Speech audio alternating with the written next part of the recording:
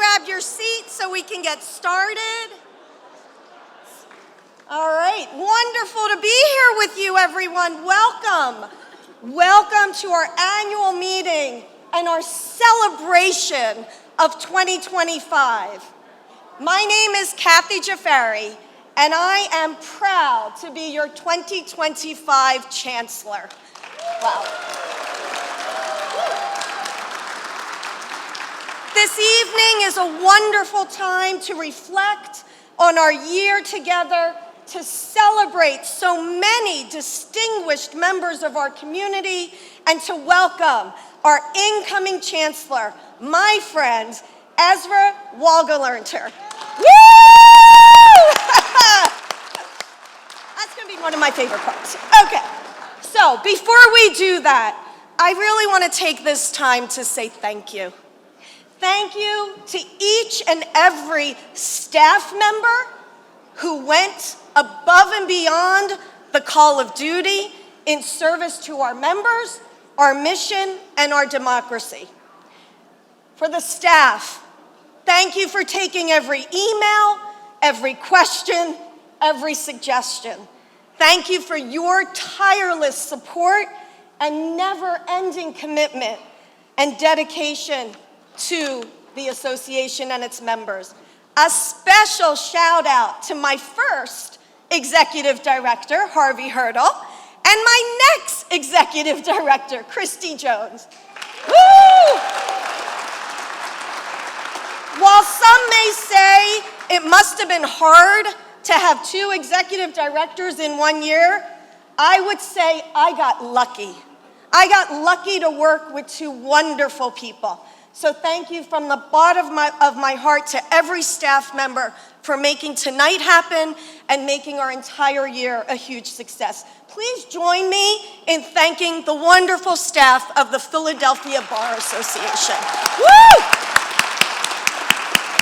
Okay, very quickly, next to the Board of Governors, the leaders of the sections and committees and all of the subsections, we got, and I'll just use the word stuff, done, but you know what I mean. We got it done. And all I can say is, wow. Please take heart the difference you have made to this entire city and especially the legal community. I am grateful you accepted the charge to take the association to the next level, and you did it as our leaders. I have a very special thank you to the chair of the Board of Governors, Vic Patel. Woo! I do not know what I would have done without you. Your kindness, your advice, your warm heart truly got me through this year. I feel very lucky to call you my friend, and we are all very lucky that you will be our 2028 Chancellor. And finally, to Cousin O'Connor, my friends here at this table, and especially Vince McGinnis, and the side support for me, Sarah Schlossberg. I was sure this role would not be a full-time job. However, the attacks on the rule of law, diversity, equity, and inclusion, all of our vulnerable clients, judicial independence, and even attorney independence made this a full-time job. Sorry, Vince. An unprecedented year for sure, and through every step of the way, through every moment of the day, I knew Cousin O'Connor had my back, and my leader was there when I needed him. Vince, not only are you an excellent lawyer, a brilliant leader of a major law firm of 1,100, I still can't believe it, more than 1,100 lawyers, but you're truly a wonderful person. I'm very lucky to have served under your leadership, and I'm very grateful, not just for everything you've done for me, but for everything you've done for the Philadelphia Bar Association, being 100% supporter for all of the lawyers at Cousin O'Connor. Thank you. As for this year, I was going to start by saying it's certainly been a challenging year, but I won't. I would rather actually say that by all measures, it has been an incredible year. Many of you have heard time and time again when I say it's been a privilege to serve as the Chancellor of the Philadelphia Bar Association and to lead the oldest bar association in the country with over 9,000 members. I have had the front row seat watching this community, their strength, resilience, and compassion. Our association has stood firm in its mission to stand up for the rule of law and for equal access to justice. We have defended judicial and, I'll say it again, attorney independence and worked hard to serve our clients in the face of much chaos and certain threats to our democracy. We have, by all measures, as a team, met the moment to convene, to collaborate, and communicate in support of our members, the legal profession, both locally and nationally, and our beloved city.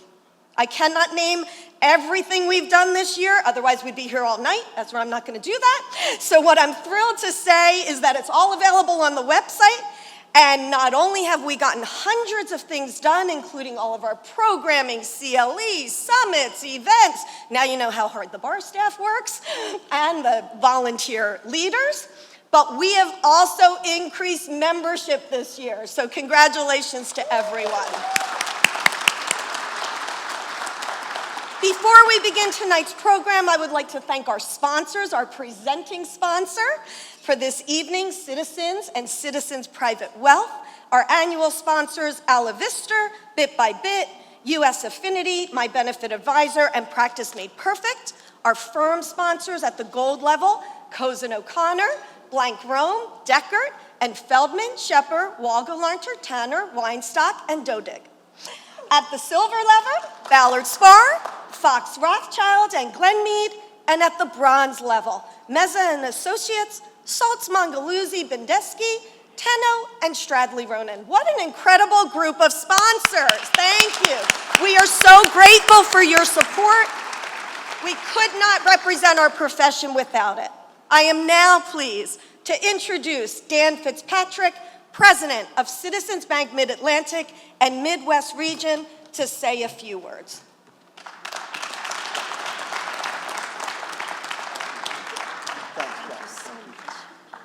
Kathy, thank you for your dynamic and energetic leadership of the Philadelphia Bar Association. It really is great. On behalf of all of our colleagues and everyone at Citizens, we're just so proud to be here to celebrate the annual meeting, but also the award celebration that's well deserved. And in fact, we were talking, it was only about a month ago, about 5 weeks ago, that we had the Heart Walk in Philadelphia, raising $1.9 million for the American Heart Association. Well, Kathy, bright and early, 8 o'clock at Citizens Bank Park that Saturday morning, 120 lawyers from the Bar Association raising a lot of money for the Heart Association. So it's not just great in the laws, it's in the community, which is what we share. So I am a banker here, and the Fed did lower rates by a quarter point, which was really good, and bank stocks all rose really nicely, which is good. But the bottom line for us, what it allows us to do is continue that virtuous cycle where what we can do is support and partner with the Philadelphia Bar Association and all these great law firms and lawyers around what we're doing in the community in Philadelphia. It really is about what we're doing philanthropically, making sure we're building up everyone in the community. Every citizen has an opportunity to thrive and be the best they can be. And again, it is supporting what we're here. And what is so amazing about the Philadelphia Bar, right? The oldest bar association in America. And here we are just a couple weeks from celebrating America 250, our semi-quincentennial, the birthplace of liberty, and really appreciate all you're doing to fight for liberty, justice, and opportunity for everyone. So thank you to all at the Bar Association for what you do every day. I am fortunate to have great colleagues at Citizens.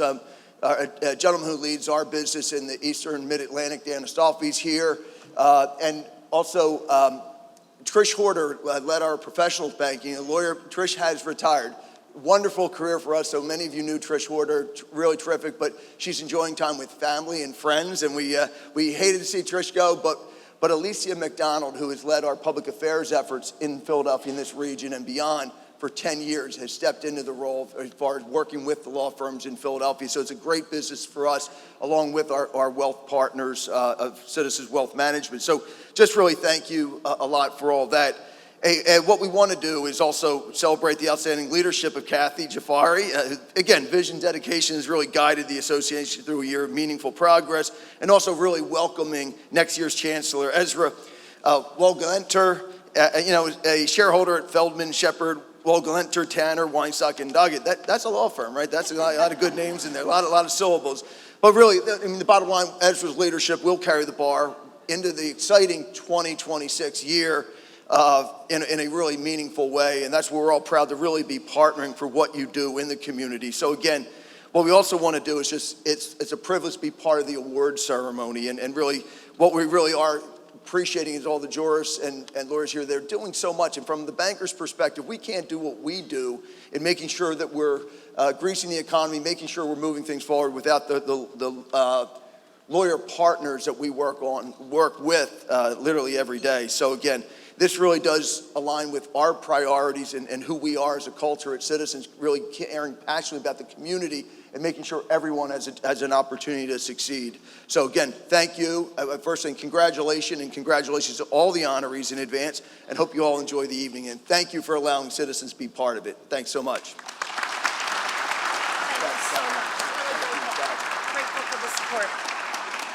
Dan, thank you so much for your support and citizen support.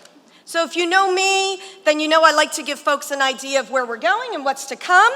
This evening, we'll be doing three things. First, we'll be honoring a number of wonderful leaders, as well as the recipient of the Justice Ruth Bader Ginsburg Legal Writing Competition Award. Then, the highlight for me, we'll be hearing from our 2026 Chancellor, Ezra Wohlgelernter. And then we will host a fabulous reception during which we will be announcing the results of our elections for the leadership of the organization, and we'll be doing a couple of other very quick administrative matters, so please be sure to stay and hear about our future leaders. With that, let's get started because the clock is ticking. I'm very pleased to begin by introducing Gaten Alfano, one of our esteemed former chancellors who has graciously served as chair of the selection committee for the Justice Brennan Distinguished Jurist Award. Gaten?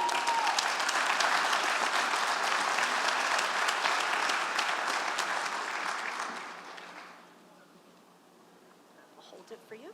Thank you. I think after Monday night's performance by the Eagles, I was very nervous. I thought I would either drop it, fumble it, or have another presenter intercept it. So I think it's in better hands with Kathy. Good evening. The Justice William R. Brennan Distinguished Jurist Award honors a judge who embodies the highest ideals of judicial service. So when I was asked to chair this year's nominating committee, I had no idea that I had been handed the easiest job at the Bar Association. Because once the committee learned that Judge Ted McKee had been nominated, the meeting was pretty much over. I mean, truly, who was more distinguished or more deserving than the Honorable Theodore McKee? It may have been the fastest meeting in the history of the Philadelphia Bar Association, and if you know anything about our meetings, I think you'd appreciate what a remarkable statement that is. I mean, this decision felt so obvious that I had to make sure, I had to go back and just make certain that Judge McKee had not already received the award. And he hadn't, and I think I know why. And it's because although he is among the most accomplished judges of our time, he's also among the most humble. Just look at the bio that he provided for today's program. I mean, Judge McKee notes his public service as an attorney, his decades on the bench, from the Court of Common Pleas to the Third Circuit, and his service as Chief Judge. But he spends even more time highlighting the missions of the nonprofit organizations and institutions that he supported. He really focuses not on himself, but on his work. His former clerks consistently describe him as compassionate, deeply thoughtful, and profoundly aware of the human impact of his decisions. He's mentored countless attorneys and opened doors, especially for attorneys of color that might otherwise have remained closed. So here are a few achievements that he doesn't mention, among many. In 2008, Judge McKee received the Syracuse Law Honors Medal, awarded to alumni who have made a lasting impression on the legal profession. He taught himself nuclear physics in order to fairly and accurately write a 1999 opinion on the 3 Mile Island litigation. he voluntarily ended his term as Chief Judge of the Third Circuit so that a colleague could serve before that judge's eligibility expired. And in the aftermath of 9/11, he courageously joined the Third Circuit's decision in Patel versus Zemsky, which held that no one, regardless of immigration or citizenship status, may be detained without a hearing. Now, you may not know these accomplishments.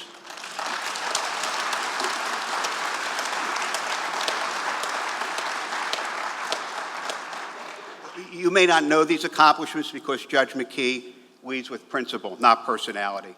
His guiding commitments, fundamental fairness, eliminating bias in our judicial system, and his steadfast respect for the rule of law have never wavered. As he once wrote, judges sometimes may render results that they do not like and enforce laws that they do not agree with, no matter how difficult that may be. Well, fortunately, nothing about today is difficult. I believe we can all agree, as our committee did in record time, that we are grateful for Judge McKee. We are proud that he is a Philadelphia lawyer, and we are honored to present him with the Justice William R. Brennan Distinguished Jurist Award. Judge McKee.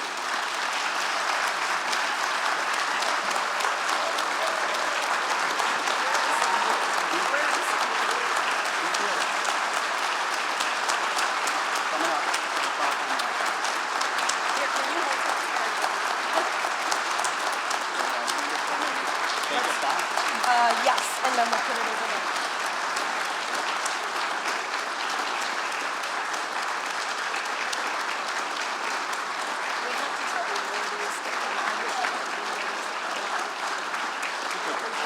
This is important.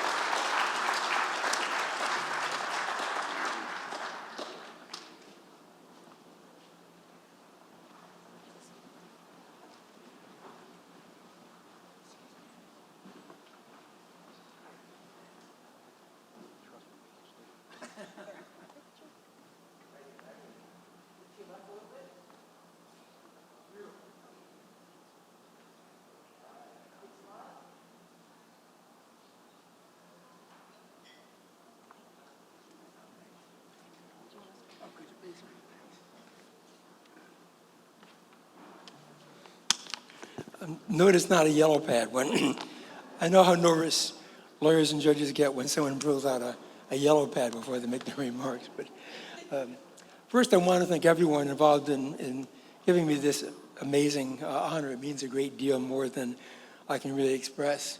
I want to particularly thank my present and some future law clerks and interns sitting at that table over there. My amazing family seated over here, along with my grandkids. I'd asked them to stand up, but you still wouldn't be able to see, to see them, Abigail and little Teddy. My incredible daughter, who I'm amazingly proud of, who many of you know, partner at Ballard and Spar, Amelia, her husband, Ed.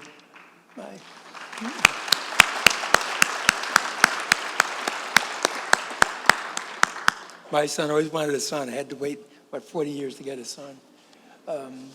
And my incredibly supportive and amazing partner in life, Anna McKee, my wife.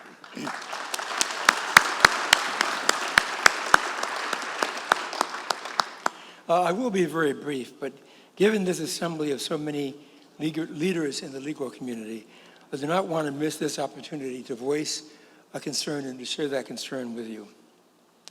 As we all know, Philadelphia will probably be the epicenter of the upcoming celebration of the 250th anniversary of the founding of this republic.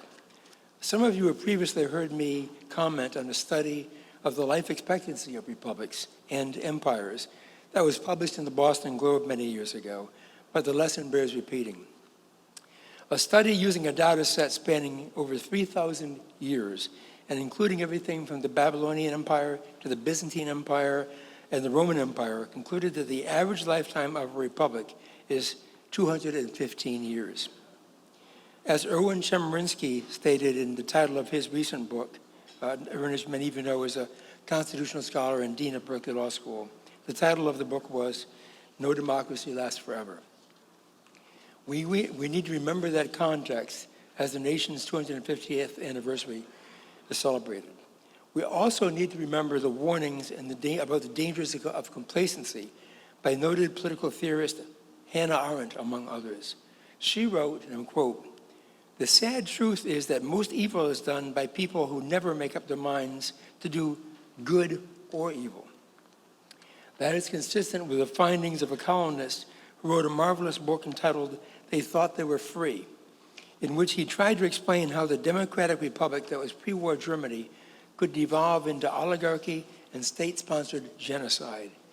He concluded that although fear and anti-Semitism and bigotry were certainly factors, it was actually nothing more profound or complicated than the complacency of everyday citizens that enabled the demise of democracy in Germany.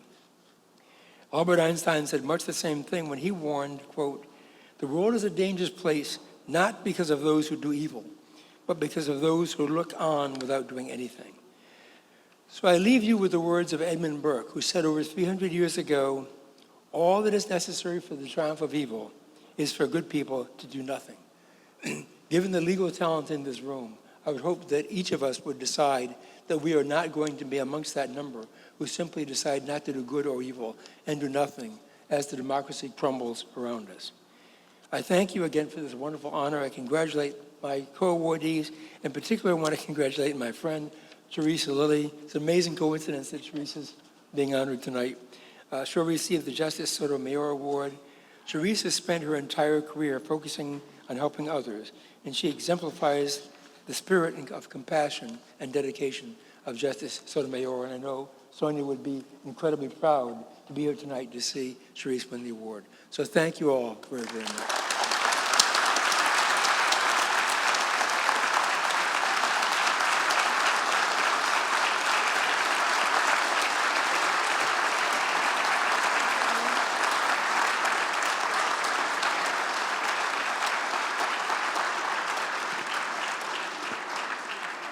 Judge McKee, it has been a true honor working with you this year, especially as our esteemed speaker for our Rule of Law Meeting the Moment program. Thank you for your continued leadership and support of our profession. And Gayton, thank you for your service.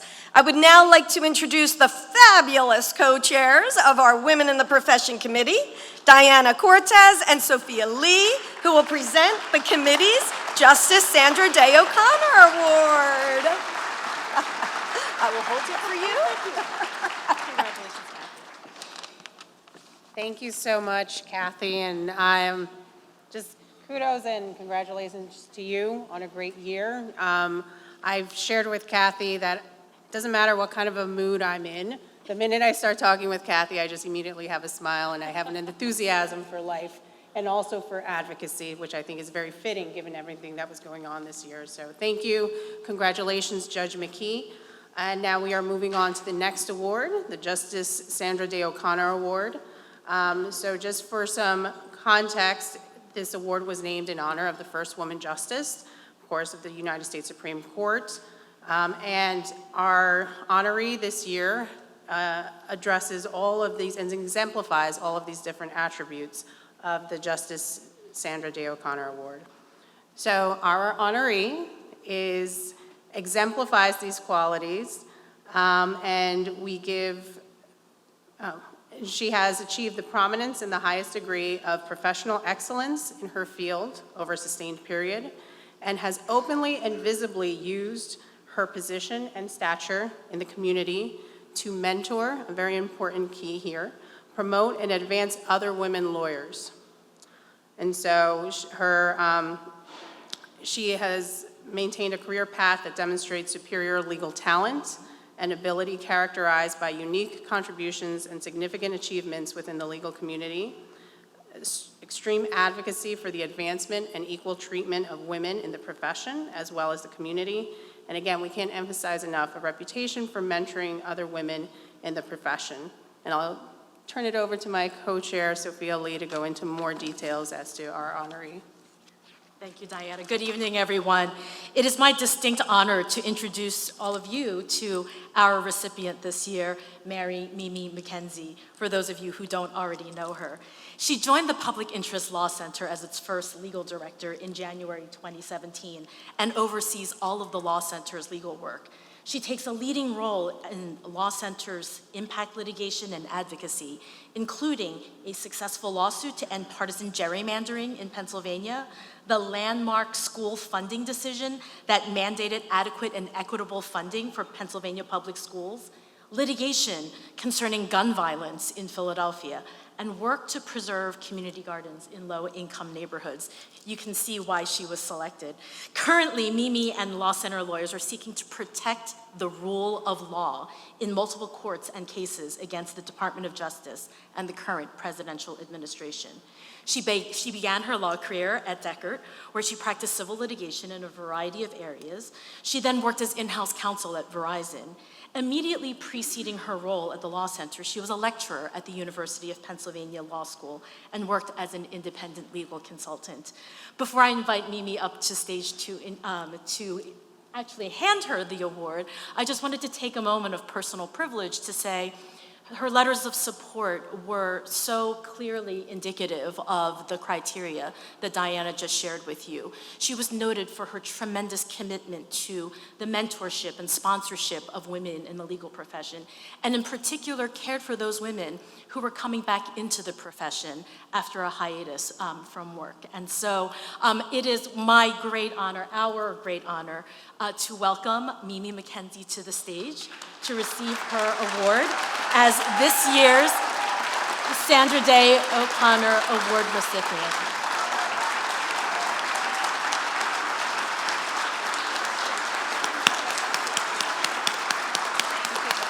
Oh, yes, okay, right up here? Okay. Yeah.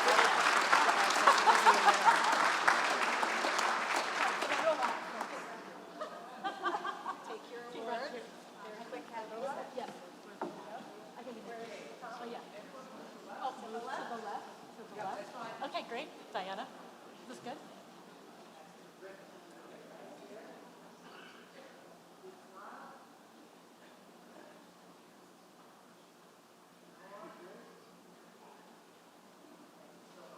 Thank you. Congratulations.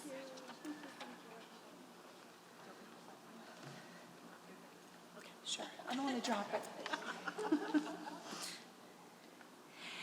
Thank you to the Bar Association, to Diana, Sophia, and the Women in the Profession Committee for this award and your kind introduction. A few months ago, a young woman with whom I was working asked me, "What was it like to be one of the only women in your law school class?" Now, to be clear, I graduated from Penn Law in 1986. Over 40% of my class were women. 2 of my first semester professors were women, Regina Austin and Ginny Kerr. At Deckert, where I first practiced law, the legendary Norma Shapiro had already taken 9 years off to raise her children, come back, make partner, and had been appointed to the bench in the Eastern District of Pennsylvania. And Sandra Day O'Connor had been on the U.S. Supreme Court for 5 years. I was no trailblazer. So I had 3 reactions to my young colleague's question. First, she thinks I'm really old. Second, we need to do a way better job of teaching young people about women's history and feminism. And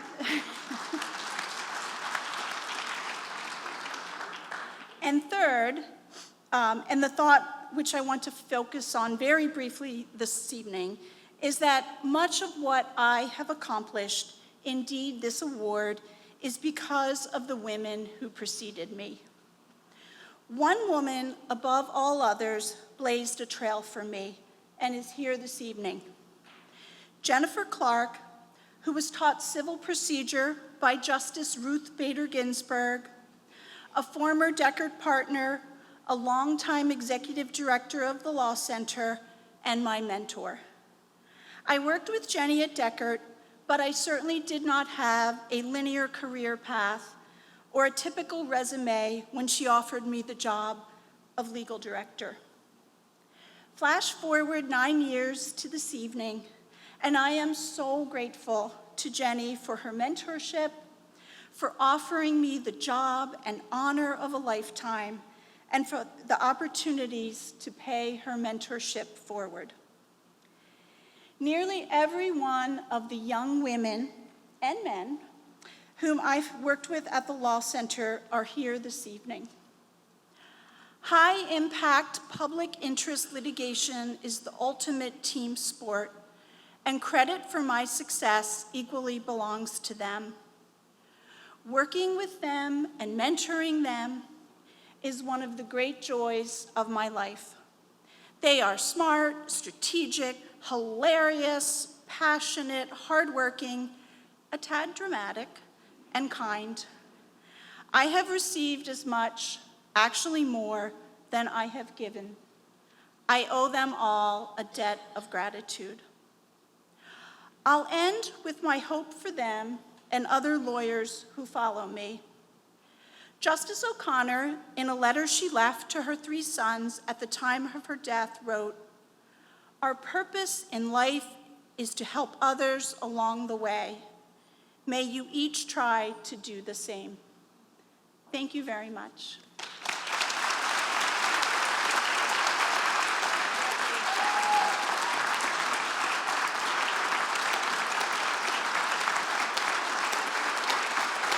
Congratulations, Mimi, as this award is well-deserved for your commitment to our profession and in particular, mentoring our young lawyers. Thank you to Diana and Sophia for the wonderful work you have done this year with the Women in the Profession Committee. We will now move to the winner of the 2025 Justice Ruth Bader Ginsburg Pursuit of Justice Legal Writing Competition. The Selection Committee Chair, Rashida West, will tell us all about this year's recipient.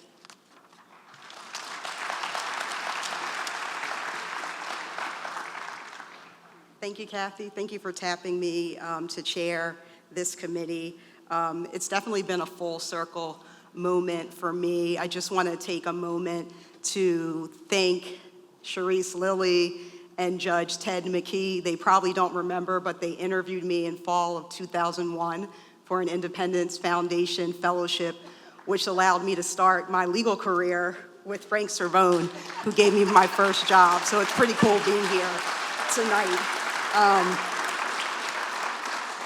Please bear with me also because my remarks are sitting on my desk in my office, but I did take a picture of them, so I can read that to you. I want to say thanks to the judges who were on this committee with me, Judge Tiffany Palmer, Judge Stella Sy, Judge Heidi Fox, Lori Corso, Stephanie Dorenbosch, Vic Patel, Susan DeJarnett, Sarah Katz, Jessica Simon, and Al Dandridge.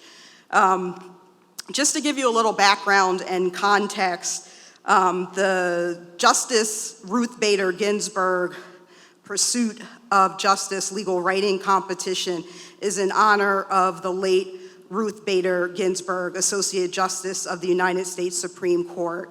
In doing so, the Bar Association recognizes the importance of excellence in legal writing and seeks to award a student enrolled in an ABA-approved Philadelphia area law school for authoring a top-quality competition submission.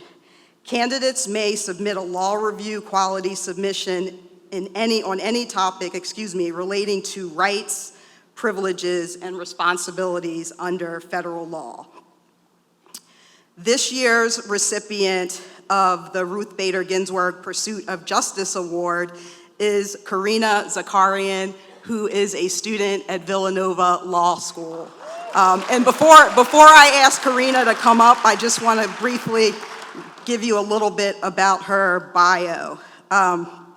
She completed her undergraduate studies at Villanova, where she graduated summa cum laude in English. Currently, she is the president of the Environment and Energy Law Society and co-president of the Middle Eastern Law Students Association at Villanova. She is an editor of the Villanova Law Review and looks forward to having her article published in the journal's December issue. Her work experience during law school has included internships with Manco Gold Catcher and Fox LLP, the Pennsylvania Department of Environmental Protection, and Fox Rothschild. She will be working for Fox Rothschild following graduation and plans to practice both litigation and environmental law. Karina, can I ask you to please come up to receive your award?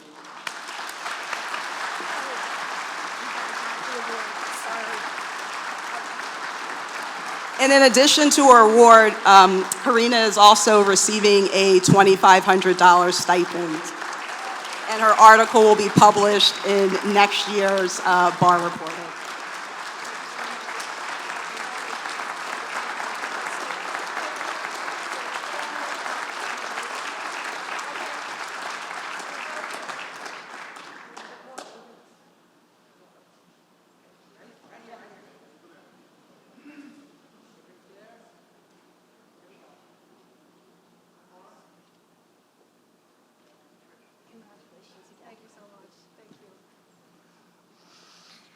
Thank you so much, Rashida, and congratulations, Karina, on this impressive accomplishment. I'm excited to share, as was mentioned by Rashida, that you can read an expert in our December issue of the Philadelphia Lawyer.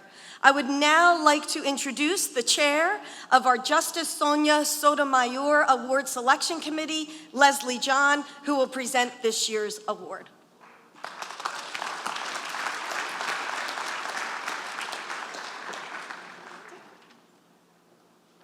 Good evening. For those of you who know Charisse will know why I wear this scarf, because I don't think I've ever seen Charisse without a scarf. Even on the weekends at work, she wore the scarf. Maybe at black tie events. She didn't wear a scarf, but this is for you, Charisse. So thank you, Chancellor, and thanks to everyone who served on the committee with me. The Justice Sonia Sotomayor Diversity Award recognizes and honors an individual who has made significant contribution to the association's goal of promoting full and equal participation and inclusion of all attorneys in the Philadelphia legal community. This year's award recipient, Charisse Lillie, has throughout her professional life epitomized those ideals. Now, Charisse's accomplishments are too numerous to detail, but to name a few, she served as the Philadelphia City Solicitor, she was the chair of the litigation department at Ballard Spar, and she was, among other roles, the Vice President of Community Investment at Comcast, as well as the President of the Comcast Foundation.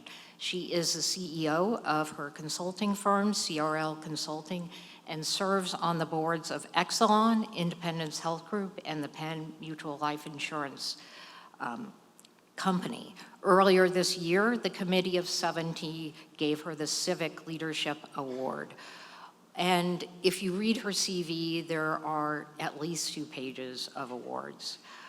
But among all of her accomplishments, I think the most significant one is the legacy she leaves. And you've already heard about that tonight, the legacy of hundreds, if not thousands, of lawyers over the years, the decades really, that she has supported on their paths to becoming full participants in the Philadelphia legal community. Now, I know this because I am one of them. I am forever grateful to Charisse for her steady presence, uplifting encouragement, and most of all, her friendship. I'm going to read from a few of the nominating submissions. One nominator said she is a trailblazer and a bridge builder, dedicating her time, expertise, and heart to advancing the principles of full and equal participation for all attorneys. Another nominator cited Charisse's passion to mentor, champion, motivate, encourage, and uplift local attorneys. Yet another aptly remarked that young lawyers have flocked to Charisse, drawn to her the glow of her warmth, optimism, and openness. Now, my personal favorite submission was a nominator who is in this room, who recounted hearing the virtues of Charisse being extolled on another continent. So no matter where you go in the world, you can hear Charisse Risha's accomplishments being extolled. With that, and I'd like to present the Sotomayor Award to Charisse Lillie.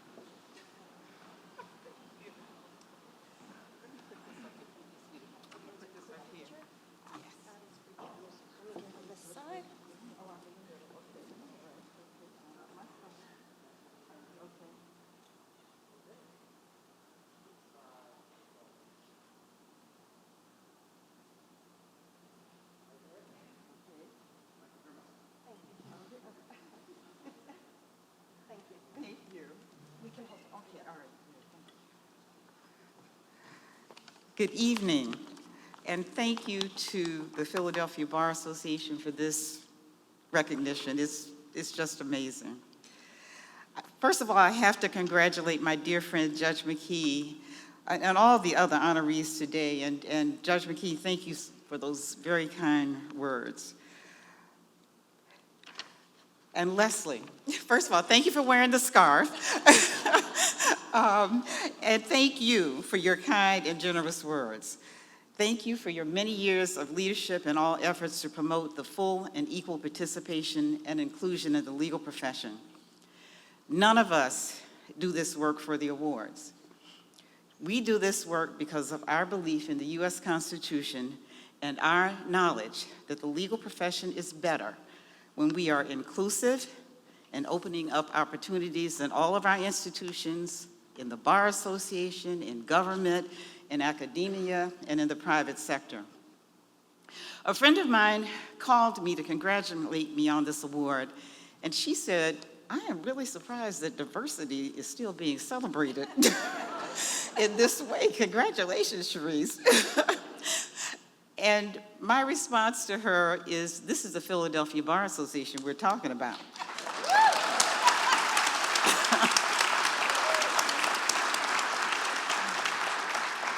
And I thank the Philadelphia Bar Association for maintaining its focus on the value of diversity and inclusion. More than ever, we have to keep our eyes on the prize. Efforts to turn back this clock must be resisted at every turn.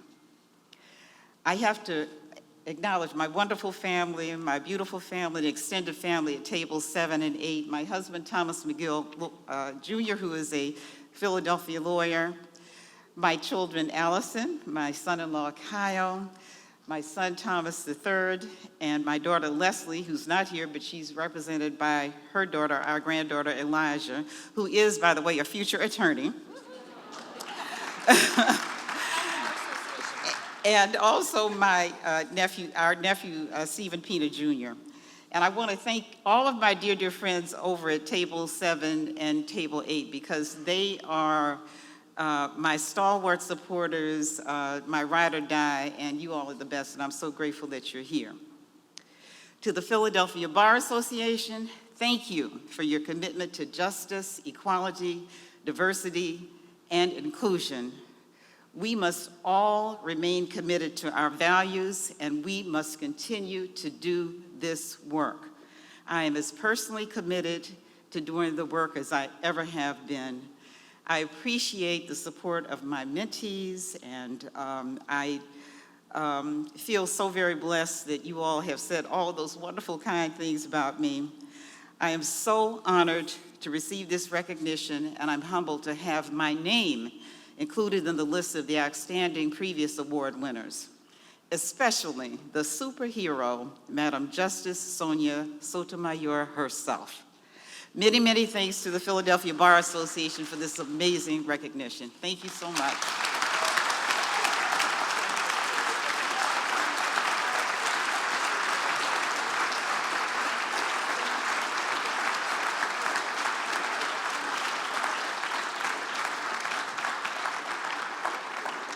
Charisse, as my mentor, friend, and a true leader in the Philadelphia region and beyond, I extend my sincere congratulations to you for this well-deserved honor. You have always been a champion for the Bar Association, including as a keynote speaker for our DEI meeting, The Moment program. Thank you for your continued commitment, and thank you, Leslie, for your work as chair of the selection committee. I will now bring up Len Bernstein, chair of the selection committee of the Citizens Bank Achievement Award, who will present the award before we turn to the rest of our evening towards the future. Joining us on stage will also be Dan Fitzpatrick and colleagues from Citizens Bank. Thank you, and good evening, everyone. And let's thank our Chancellor again for an incredible year at fighting for justice. Thank you.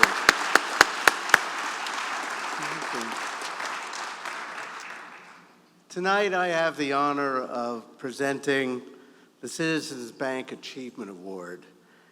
First, the award is provided to someone who's had significant achievements in the administration of justice, someone who's had distinguished service over a lifetime in that pursuit, and someone who has had volunteer activities that are substantial in addition to their 9-to-5 work. The nomination was submitted by the great Justice Jane Greenspan. Jane, thank you. Appreciate that.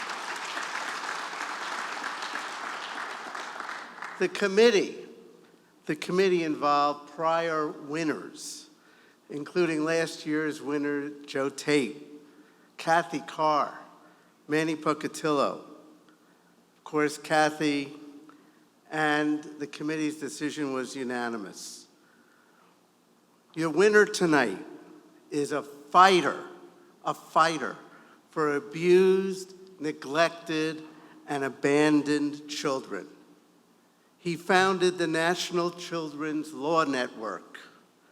He was a leader in the ABA litigation section task force on children. He served on the Mayor's Child Welfare Review Panel from 2006 to 2007. He was the former chair of the Children's Trust Fund of Pennsylvania. He was on the Supreme Court of Pennsylvania's Juvenile Court Procedural Rules Committee. But that's not all. Our winner tonight was the executive director of the Support Center for Child Advocates for 30 years. 30 years. 30 years of fighting for kids. He graduated from Penn in 1979, a year before I did, from Villanova Law School, and he is godlike. He graduated with a master's in theology from LaSalle in 2004. But let me speak from the heart and forget prepared remarks for a minute. Our winner tonight fights abuse and neglect in children. Number one, himself, by taking dozens and dozens of cases for years. Number two, by hiring the best and the brightest to do the same thing, one of which you met earlier, Rashida. And number three, by motivating hundreds of volunteers to do the same thing. The winner of our 2025 Citizens Bank Philly Bar Association Achievement Award, Frank P. Cervone.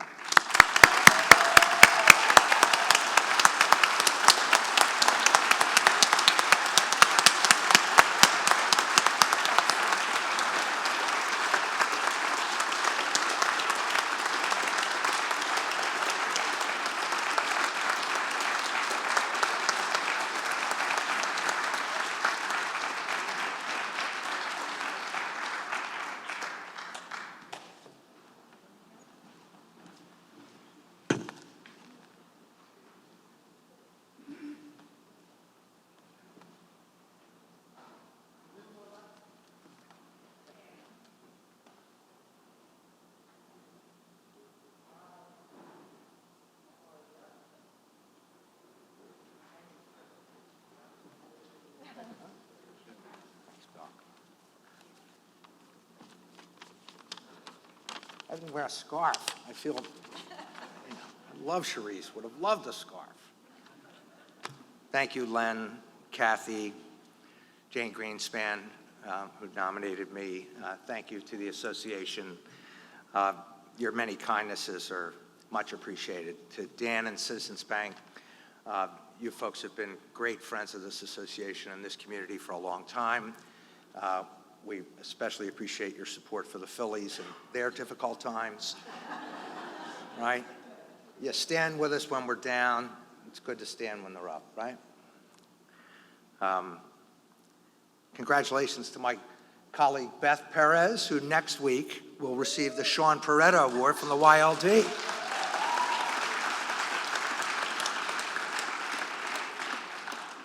Congratulations to Ezra and to Christine and to Vic. Thank you for stepping up, right? It's no small task to step up to do leadership, and you're a great guy, and you've been a good guy for a long time, and you're going to share that with the rest of the world. We're all going to get to see that. That's pretty cool.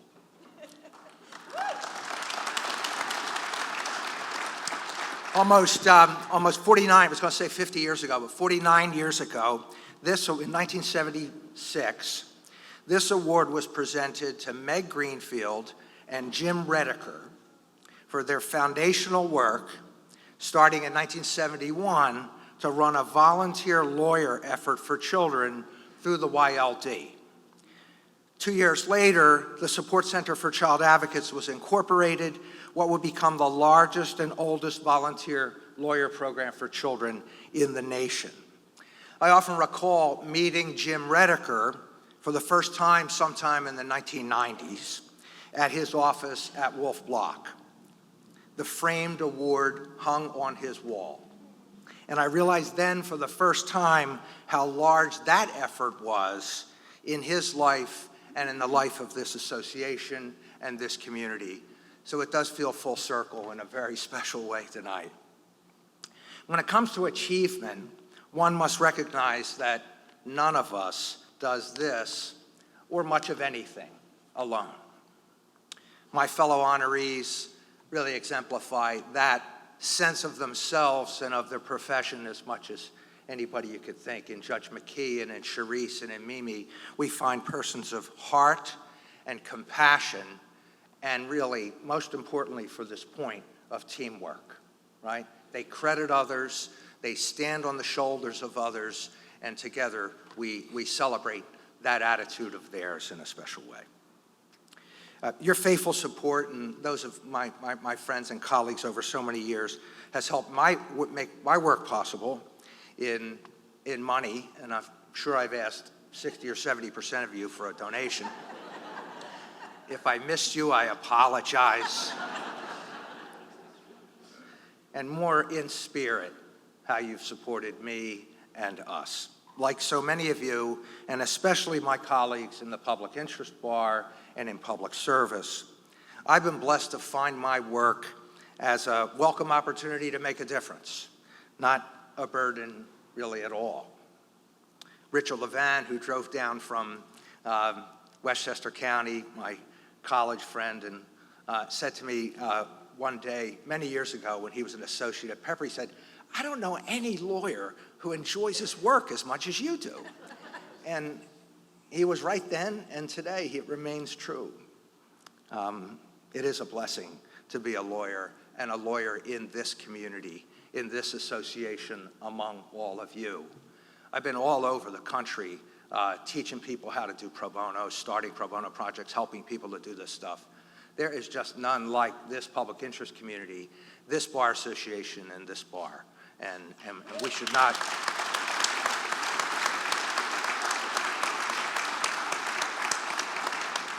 Our friendships and our supportive relationships have made our happiness and our fulfillment possible. Many of you have known that I lost my wife, and it's always hard to say that, Judith Algio, on New Year's Day this year. God, it's unbelievable. In terms of achievement, she made my work possible. Her own achievements were large and important to so many. Tomorrow night, the Bucks County Bar Association is going to honor her in kind of the same way.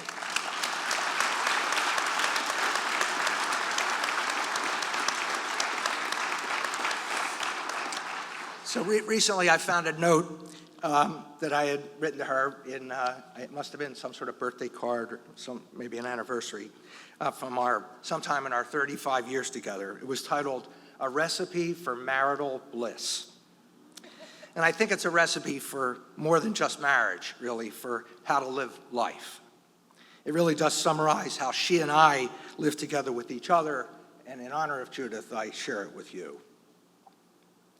Talk every night. Listen more. Ask about the day. Love well.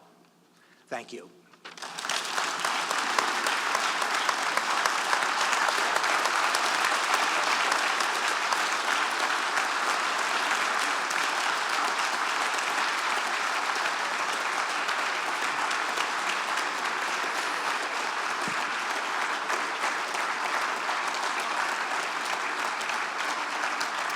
Frank, as a proud child advocate for the Support Center for Child Advocates, where I've been volunteering for more than 28 years, and as a colleague of yours for that amount of time, I cannot tell you how deserving I believe you are of this award. Your commitment to our profession, and especially the children of this region, is awe-inspiring.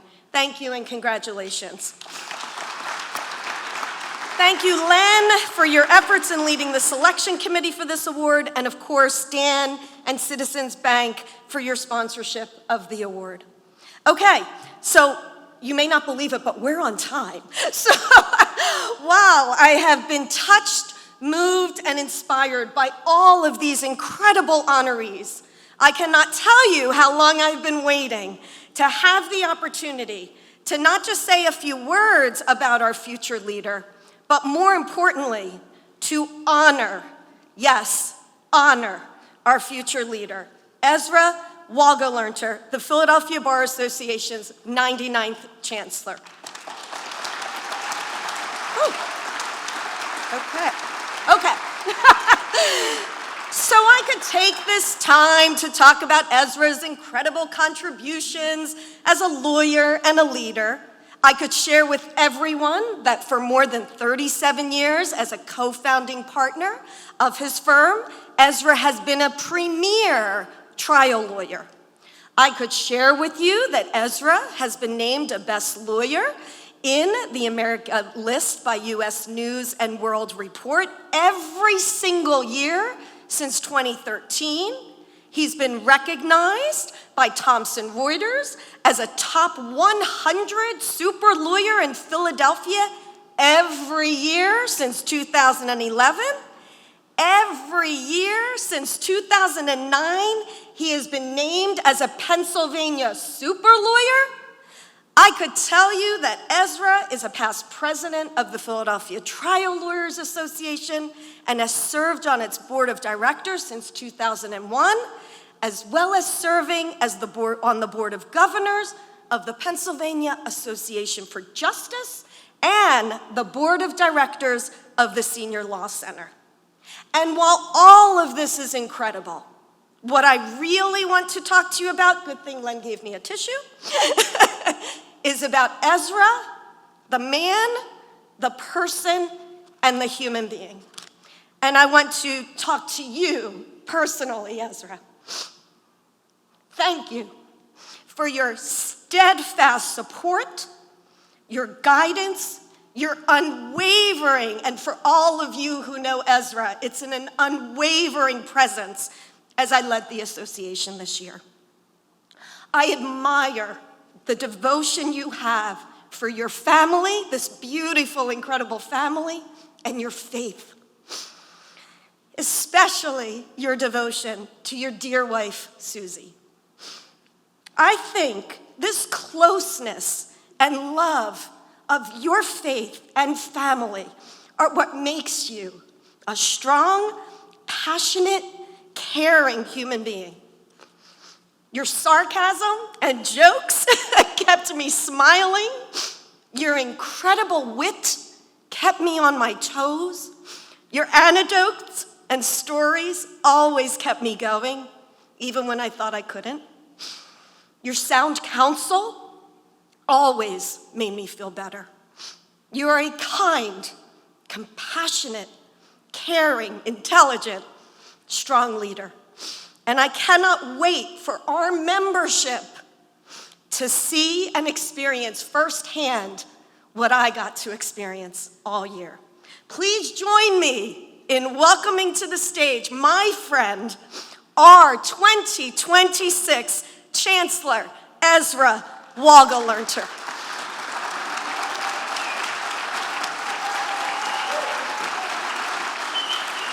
I'm sorry for the tears. I'm so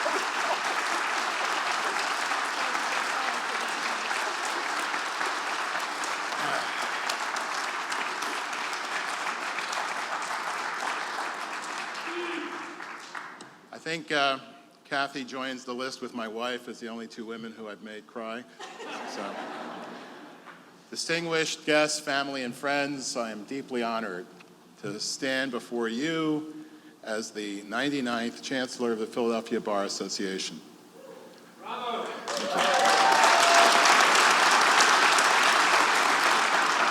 It's an honor for me to also introduce to you, all of you, the 100th Chancellor of the Philadelphia Bar Association, Christine Cowlang.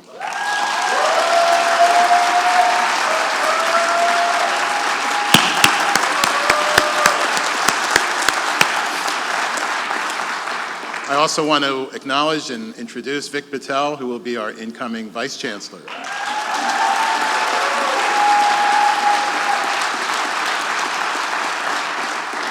And I'm going to insert this moment in my script, but I want to acknowledge Kevin Levy, who will be the chair of the Board of Governors in the coming year.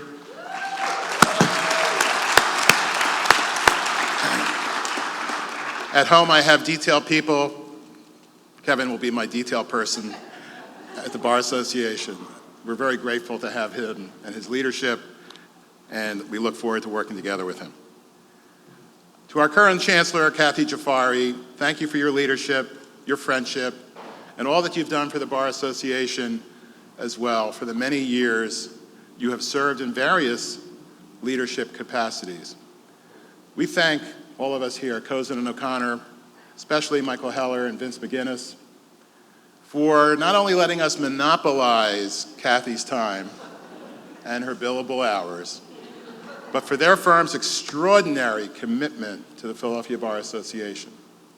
Cozen's record of engagement and support of the Philadelphia Bar Association is frankly the gold standard, and we are very grateful.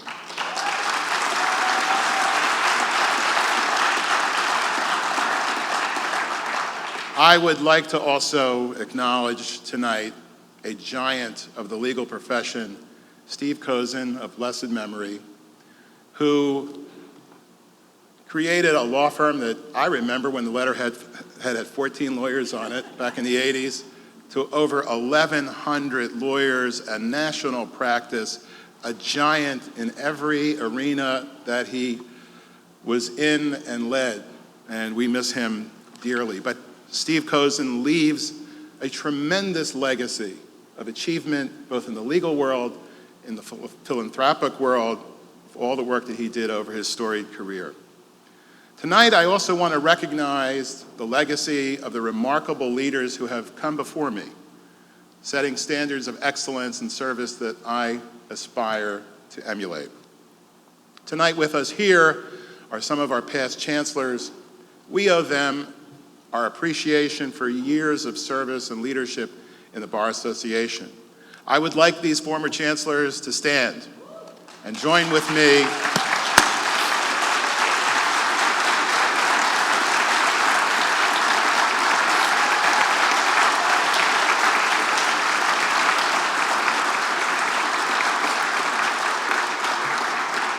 Thank you for your service and your counsel.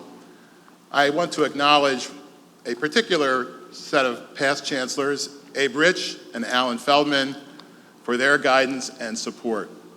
Let me talk about Abe Rich first. Abe has been our firm's lawyer since 1987. The three of us, Carol, Alan, and I, got together with Abe to talk about the little business of opening a firm. And although Abe's term of office as chancellor preceded, I'm going to age myself, Y2K, He remains, to this very day, a wellspring of wisdom and insight to aspiring leaders of the Bar Association. To my partner and good friend, Alan Feldman, thank you for your guidance and your tutelage over the past 38 years. It is a relationship that I cherish and will continue to honor for many years to come. To my partners, I have to talk about Carol Shepard because she's also part of a small club of 2 women, besides my mother, who believed in me when there frankly was scant evidence to justify that confidence. And Carol was the person I met at a deposition. I remember the date because it was my birthday, December 22nd. Put that in your calendars. And you know what? We wouldn't have met like we did if it was a deposition over Zoom. But that didn't exist yet. But that's where it all started, in one case, and then we were introduced to Alan Feldman, and as they say, the rest is history, and I urge you to read Alan's article about me, our firm, a few things. Yeah. Susie will always say, it's never about me, it's always about me. Of course, my other partners, Mark Tanner, John Dodig, Jason Daria, Dan Mann, and the rest of the Feldman Shepard team, thank you for your support. I am privileged to work at a firm where we don't just focus on the bottom line. We have our accountant here that takes care of that. But we encourage our lawyers, top down, to serve and be the first in line to serve the public and our profession. To Susie, my wife, life partner, and to my children and grandchildren, thank you for all the joy you have brought me. Where I come from, we call that nachas, and that means joy.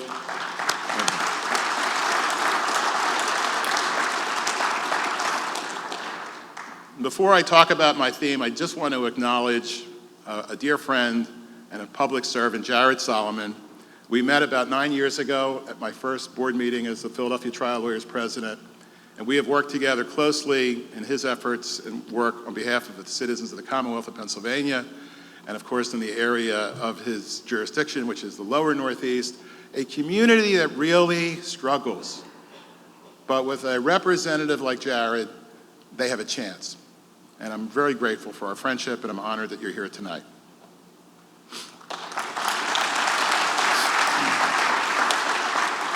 So the theme for tonight and the coming year is all about celebrating our history and being focused on the future. We gather tonight just 2 blocks from the historic center of the birth of our nation and also the city of Philadelphia. In the coming year, in 2026, we will celebrate the 250th anniversary of our nation's birth. This year, as was mentioned already, Philadelphia will be the epicenter of our nation's 250th birthday celebrations and observances. This historic occasion offers us, as leaders and members of the Bar Association, a profound opportunity to honor the enduring values of our democracy and the rule of law. As Thomas Paine said, in America, the law is king.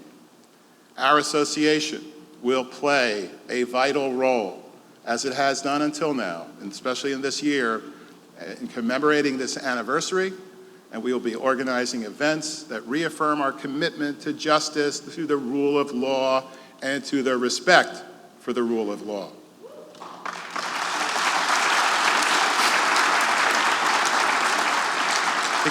Together we will inspire civic engagement and reflect on the freedoms we cherish. Our call will be, come back to Philadelphia, come back to our country's roots and core values. We will celebrate our commitment to the rule of law, and we will reaffirm Philadelphia's unique place in history. Why? Because here in Philadelphia, liberty took root when the framers drafted the blueprint of American justice. Here in Philadelphia is the oldest bar association in the country, and we continue that legacy every day. Personally, I can tell you that with age comes wisdom and broad perspective. So the age of this association is a testament to not only its longevity, but its impact. This year, we plan to bring the bench bar to Philadelphia.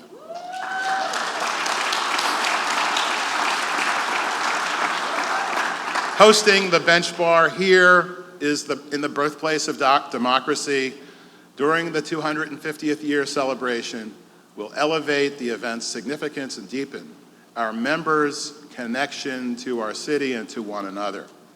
Our planners will collaborate with all the various practice groups to provide a wide array of CLEs, ensuring a robust and engaging educational experience. As we think about the future, we can't miss the most important challenge we have. I say challenge, but I call it an opportunity, and that is technology. Technology has been the law's greatest opportunity and its greatest challenge. This groundbreaking technology is rapidly transforming how we manage our firms and how we practice law. Amid the AI boom, we must proactively prepare to utilize the latest technology while maintaining fidelity to our ethical and professional standards. We will build on the momentum started this year by Chancellor Jafari.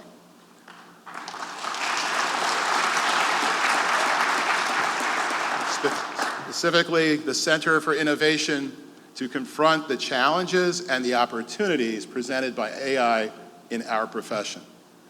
We, as a bar association, must lead the way in shaping policies that uphold responsibilities while embracing innovation. Innovation drives productivity, and I am committed to continuing these efforts with a focus on critical questions and the use of technology within the responsible and permissible boundaries of the rules of professional conduct and the rules of ethics. When I was elected Vice Chancellor, a lawyer I knew called to congratulate me. His name was Jeff Brodkin. Jeff was a former district attorney, and at that time had been in solo practice for many years. A great guy with a great sense of humor and a great lawyer.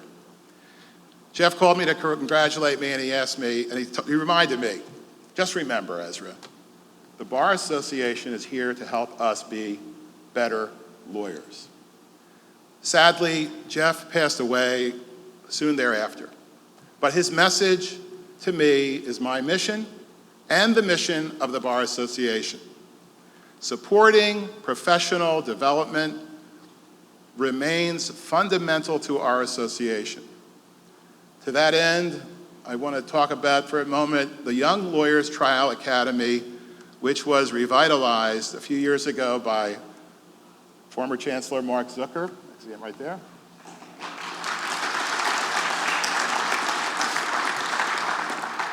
It was my honor to serve as a co-chair alongside Mark, along with Antima Chakrabarty, as we put together a great one-week seminar for the young lawyers, the Young Lawyers Trial Academy. Given the positive feedback and the robust participation, we plan to continue this invaluable opportunity for our young and aspiring trial lawyers.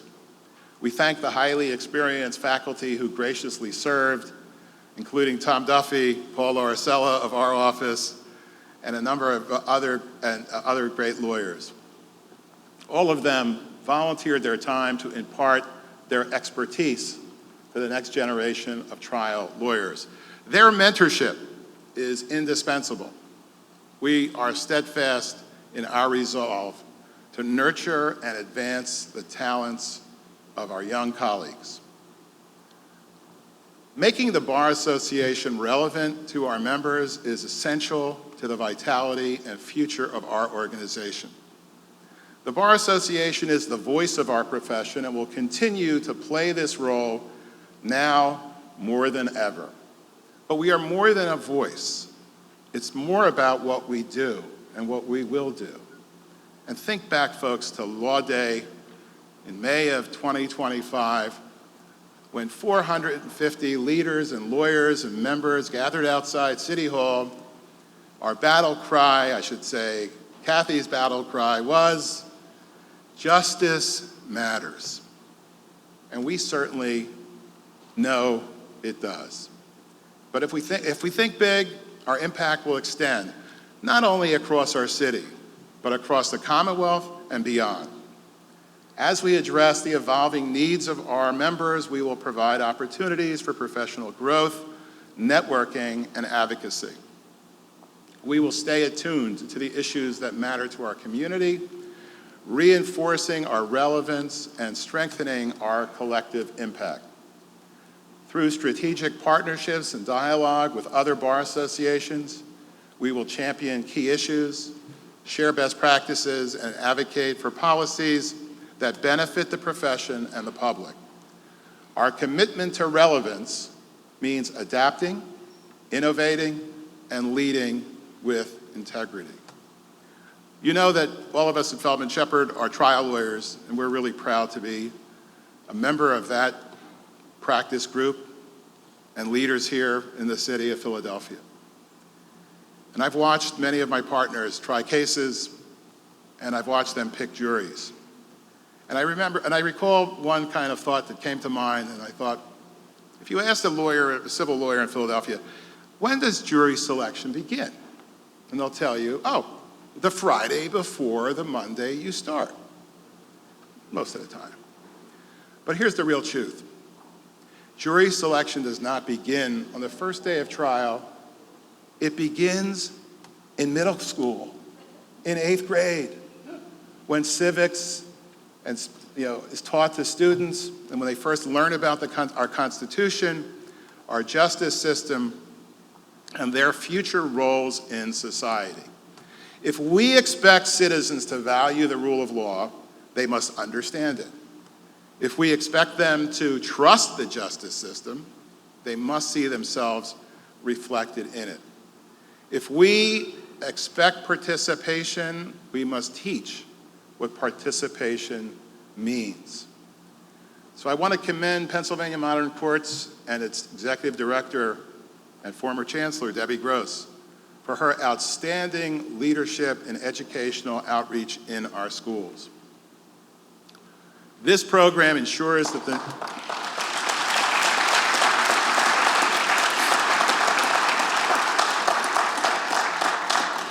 And I want to acknowledge Feldman Shepard lawyer and president of the Philadelphia School System, Reggie Streeter, who played a vital role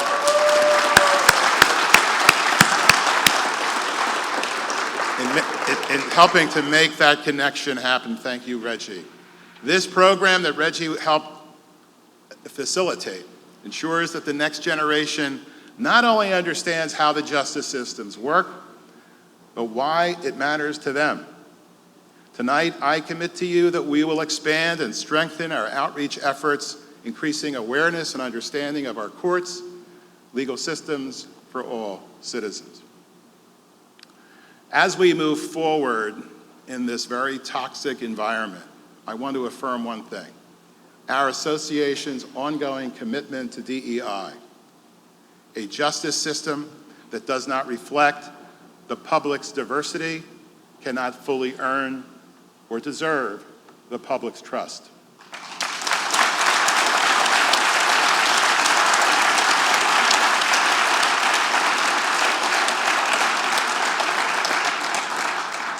This core value holds true for our association, both internally and externally.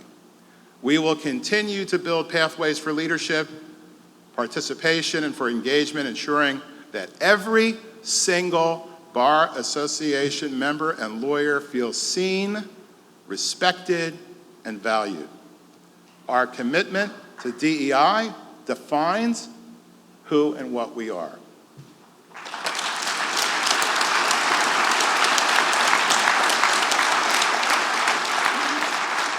In the coming year, we will stand behind our judges and our courts. We will elevate our profession. We will defend the rule of law. We will expand community engagement. And we will do this together because justice is teamwork and it's not self-executing. It requires people, you people, all of us. It requires leadership. Together in the coming year, we will honor the past. We will rise to the challenges of the present and build a future our community deserves. Thank you for your partnership. Thank you for the privilege of serving as your Chancellor in the coming year. Good evening, and let us begin this year's work together. Thank you.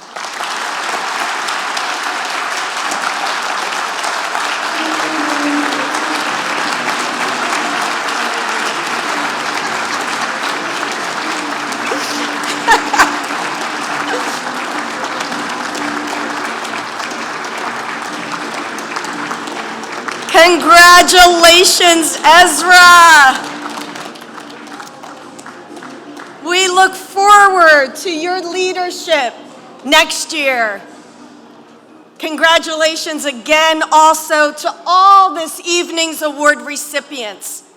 I would also like to once again acknowledge the support of our annual sponsors. Your support and the support of all members is greatly valued and allows our association to continue to thrive. I have a few words before we begin tonight's reception. At 7:30, I will return to the stage along with others to announce the results of the contested races in this year's bar elections and the results of the vote on the changes to the association's bylaws. Shh.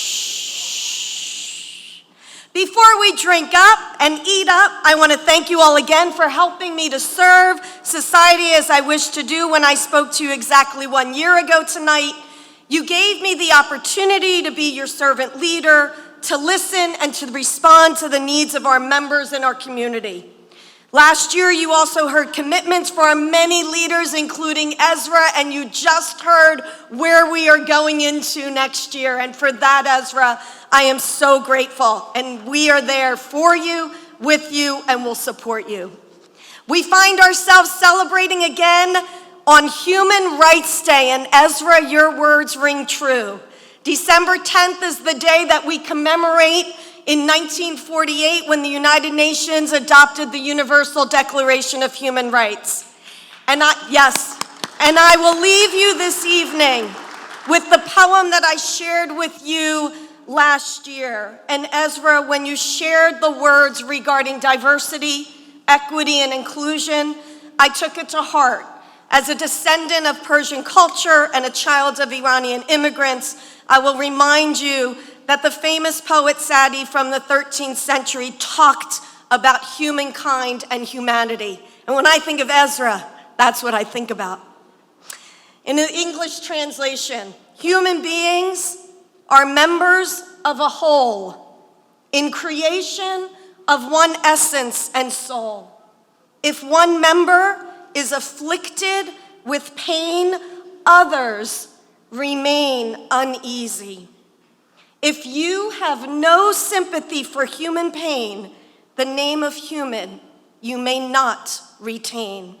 Thank you for spending the year with me protecting the rule of law, empowering inclusivity and belonging, and bringing more compassion, civility, humanity, fun, and love into our world. And thank you, Ezra, for leading us into that future.